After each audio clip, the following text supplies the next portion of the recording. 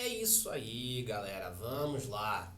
Já fazia um tempo que eu não fazia vídeo de preço teto, tá? Essa é a planilha que eu uso. Planilha essa, inclusive, que você consegue encontrar ali também no link que tá na descrição aqui do vídeo. E aí, vamos lá, né? A gente tem observado um crescimento razoável aqui, né? Razoável, tô sendo até bem generoso, das taxas aqui do Tesouro IPCA, tá? E isso acaba afetando ali o preço justo, o preço teto pelo modelo de Gordon, tá? Dos fundos imobiliários, principalmente ali os fundos de tijolo, que é o tipo de fundo que a gente acaba rodando essa metodologia aqui de valuation, tá? E aí eu vou trazer três dos principais fundos imobiliários de shopping que a gente tem no nosso IFIX para a gente poder fazer o cálculo do preço justo, desculpa, considerando aqui a planilha do modelo de Gordon, beleza? Mas antes de entrar no conteúdo, quero pedir para você dar aí aquela força pro meu canal aqui. Se você ainda não é inscrito, se inscreve aí, deixa o seu like. Se você não quiser perder nenhuma novidade, já clica aí no sininho. Como eu falei, tá? Essa planilha aqui você consegue acessar pelo link que eu deixei na descrição aqui do vídeo, é o quinto link da descrição, e também deixei outros links que podem fazer sentido para você. Tem o link para a mentoria individual comigo sobre finanças e investimentos, tem o link para a minha assessoria no modelo de FII fixo aqui na XP, tem o link para o meu curso de fundos imobiliários e também tem o link para a minha comunidade de milhas e investimentos. Galera, então vamos lá, tá? Eu tô trazendo aqui os três principais fundos imobiliários do IFIX, tá? Existem outros, mas eu decidi focar nesses três aqui, beleza? Posso até fazer um outro vídeo dessa sequência aqui com os outros fundos de shopping, tá? Então eu vou trazer XPML, VISC e HSML. Então eu vou fazer um cálculo de cada vez. Colocar aqui na ordem, tá? Que eu separei, tá? Então vamos começar aqui pelo XPML11. Então vamos colocar aqui XPML11, para daí ele já puxar os dados de cotação do fundo. Então, ele é um fundo de tijolo, então a gente começa com um prêmio de risco ali de 2%. Como ele é tijolo, vamos preencher essa parte aqui da tabela, para daí a gente poder ponderar o prêmio de risco. Quando a gente olha para a vacância do XPML, então estou com o relatório gerencial aqui do fundo, tá? Vamos dar uma olhadinha aqui nos números de vacância. Então, quando a gente olha a vacância, a gente vê um patamar bem estável, tá? E a vacância dele, historicamente, dos últimos 12 meses, abaixo de 5% e atualmente 4,2%. Então, a gente está num patamar ali de vacância de até 5%. Prazo médio de contratos, bom, aqui a gente está falando de participação em shopping, tá? Então são participações que, se nada mudar, vão ser participações aí que o fundo vai carregar por bastante tempo, tá bom? Então a gente pode considerar acima de 5 anos. E aí vamos olhar para a alavancagem, ou seja, o grau de endividamento do XPML. Se eu não me engano, essa informação ela tá para no XPLG que tá para frente. Vamos dar uma olhadinha aqui. Então, quando a gente soma aqui, deixa eu colocar a calculadora, então, ó, 158 mais 169 mais 181 mais 60. Então, a gente tem aqui, ó, um total de 568 milhões de alavancagem, né, de obrigações financeiras. Quando a gente olha o patrimônio do fundo, quase 6,6, tá? Então a gente pode fazer aqui, ó, vamos lá, boa, então dividido por 6.600 mil milhões, né, 6.600 milhões, então a gente vê aqui que tem uma alavancagem de 8,6%, então é uma alavancagem que está ali até 10%, tá? E aí beleza, a gente tem o nosso prêmio de risco aqui de 2, considerando essas premissas que a gente está preenchendo aqui no XPML. Vamos agora pegar a média dos dividendos, tá? Então a gente vê que o XPML está mantendo um patamar ali de mais alta distribuição, tá? É um patamar saudável, recorrente. O fundo está aí pagando 92 centavos, então a ideia é que o fundo permaneça nesse patamar. Então a gente está num patamar aqui de 92 centavos de dividendos.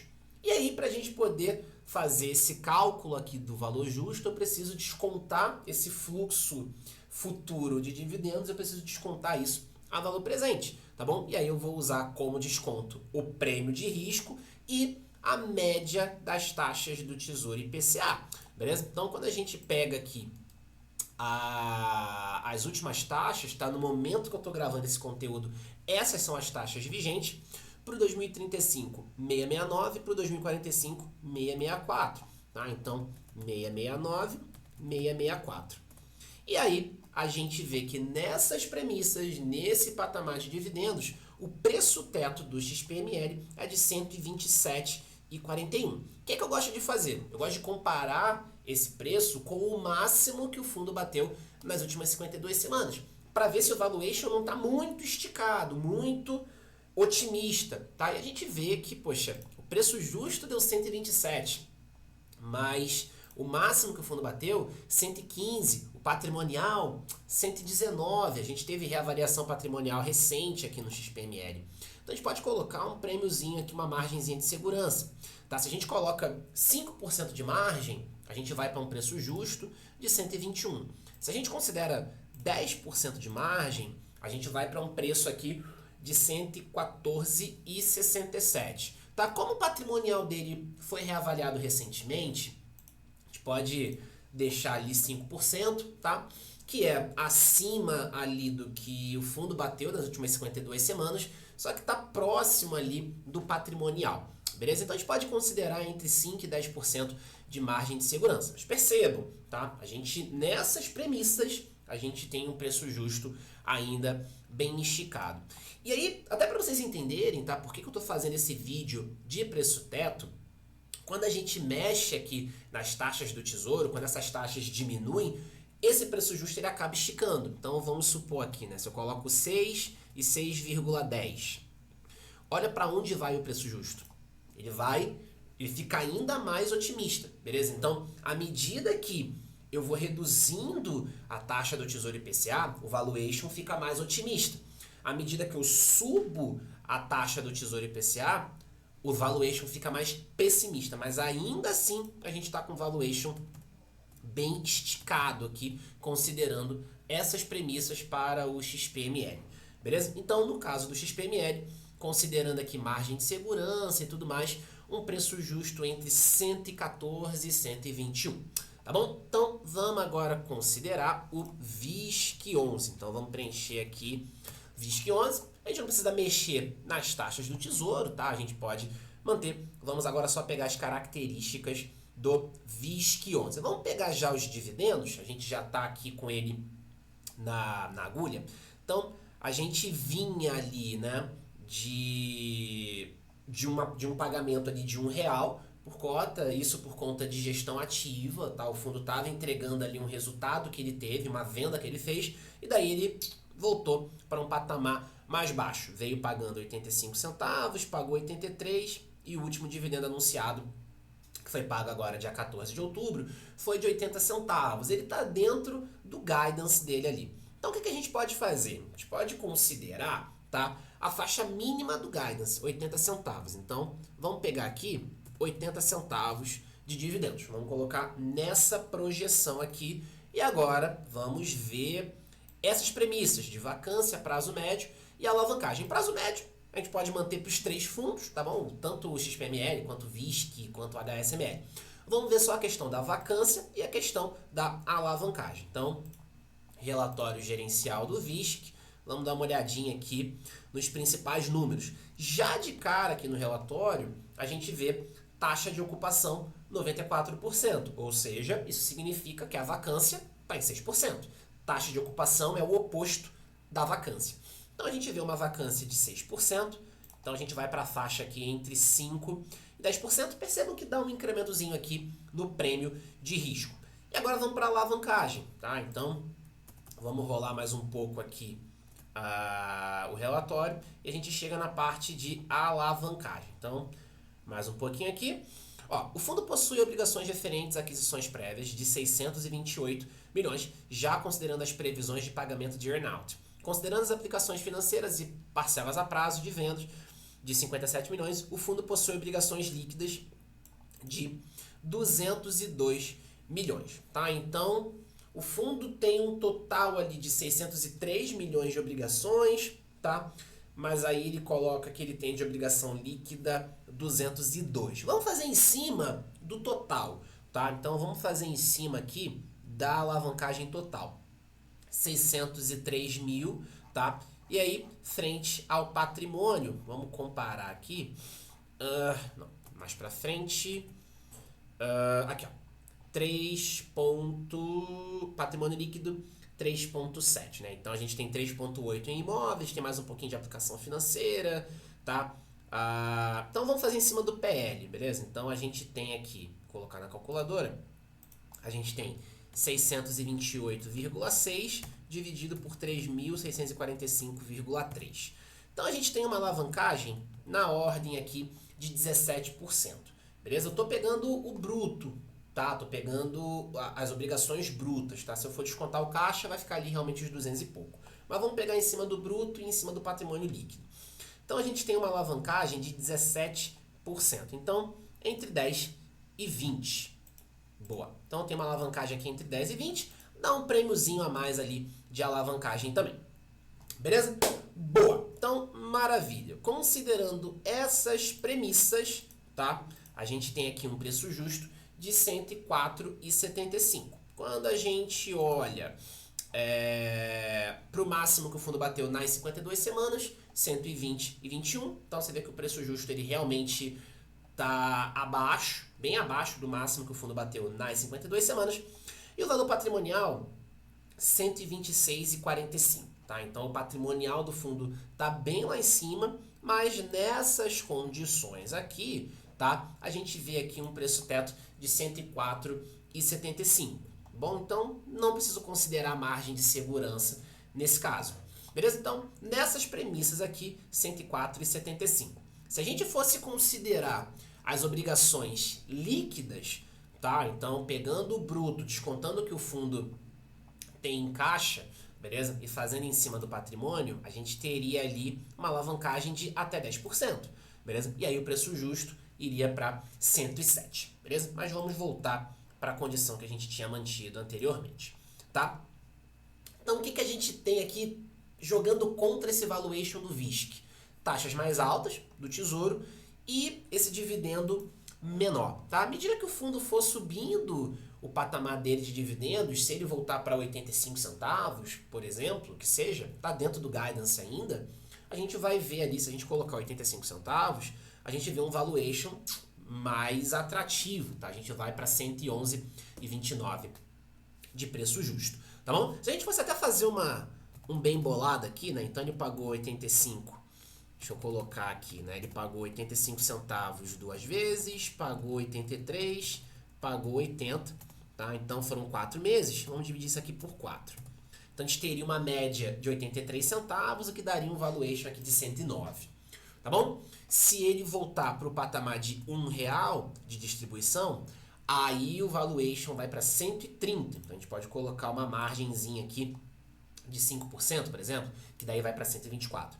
Tá? Então, a gente pode brincar aqui com a média, tá? Se a gente for pegar os 4 últimos pagamentos, a gente tem essa média de 83 centavos e daí o valuation vai para 108, 109.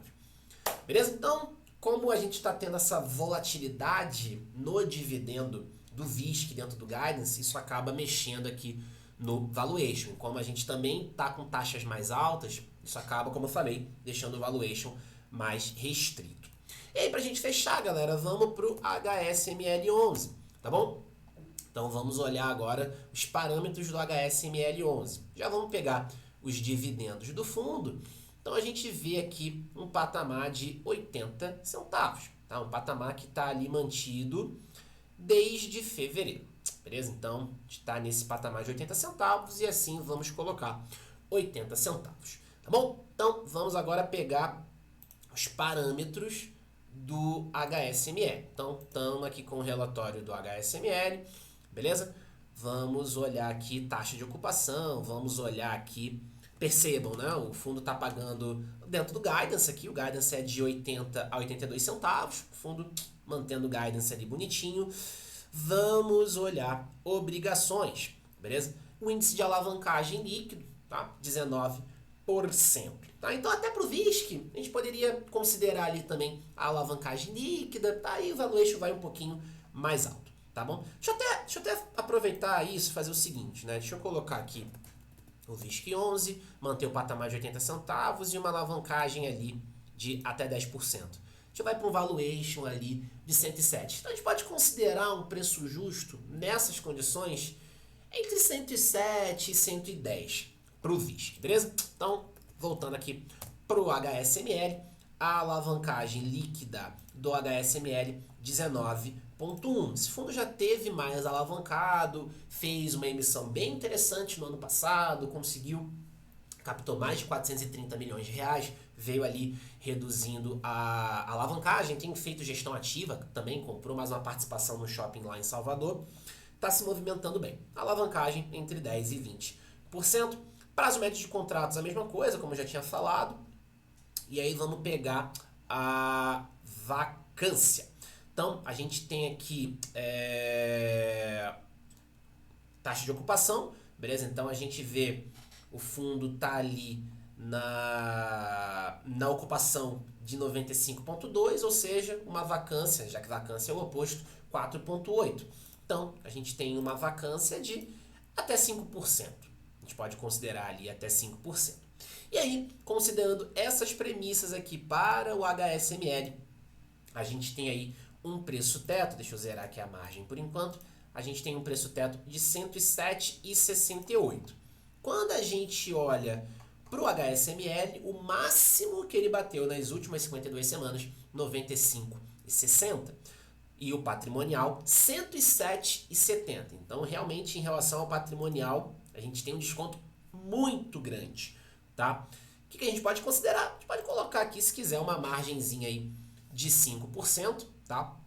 Você vê que o preço justo ele está praticamente empatado aqui com o valor patrimonial do fundo, tá? Então, preço teto 107,68, a gente pode colocar uma margem aqui de 5%, tá? Se você quiser ser mais restritivo, uma margem de 10%, daí você cai para 96,92. Mas ainda assim, se você pega esse preço teto e compara com o patrimonial, tá? Lembrando que valor patrimonial é um indicador que ele é atualizado a cada 12 meses. Então, dependendo de quando foi atualizado, você pode estar bem defasado, beleza? Então, olhando aqui por o máximo das 52 semanas, tá? Se a gente coloca 10% de margem de segurança, a gente fica próximo ali. Agora, se você for olhar o patrimonial, tá empatado. Beleza? Tá bem empatado. Tá bom? Então, galera, vídeo um pouquinho mais longo, tá? Mas queria trazer esse cálculo aí para os 3 principais fundos imobiliários de shopping, tá bom? Então, eu espero que você tenha gostado, espero que você tenha entendido aqui o racional para poder usar aqui a planilha, para poder fazer o cálculo. Como eu falei no início aí do vídeo, tá? Essa planilha você consegue encontrar no link que eu deixei na descrição do vídeo. É o 5º link da descrição do vídeo. Beleza? E fora que eu também deixei outros links ali, dê uma olhadinha caso você se interesse. Reforço aqui, deixa aí seu like, se inscreve, clica no sininho, beleza? E é isso. Obrigado pela tua atenção, obrigado pela tua confiança. Nos vemos no próximo conteúdo.